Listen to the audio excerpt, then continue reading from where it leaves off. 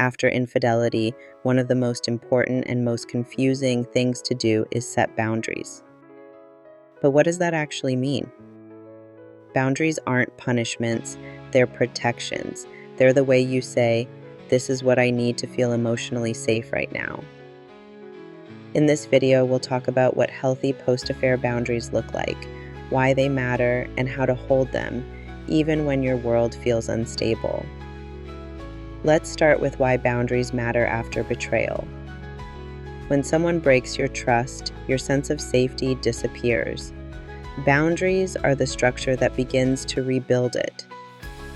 They tell your partner and yourself what behaviors are acceptable and what is not, and they help you regain a sense of control in a moment that feels utterly out of control. So what are examples of post-betrayal boundaries? Here are a few common ones: full transparency, passwords, schedules, phone access, no contact with the affair partner, individual therapy for both partners, regular check-ins initiated by the unfaithful partner, no lying by omission, total honesty is expected. Your boundaries will depend on what you need to feel safe, not what your partner wants to avoid. How do you communicate boundaries? With clarity and compassion, not with threats, yelling, or ultimatums, but with firm, respectful honesty. Example: if you continue to lie, I won't be able to stay in this relationship. Or, I'm not ready to be physically close until I see accountability and honesty.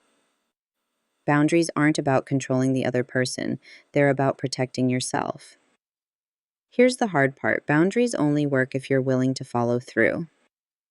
If you set a boundary and don't enforce it, your nervous system learns that your words don't protect you.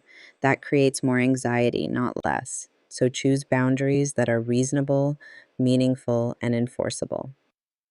Setting boundaries after betrayal is one of the first acts of self-trust you can take. It says, "I'm worth protecting." And you are. Subscribe for more guidance on healing after betrayal. You're not alone, and you don't have to figure it all out at once. One step, one boundary, one breath at a time. We're with you.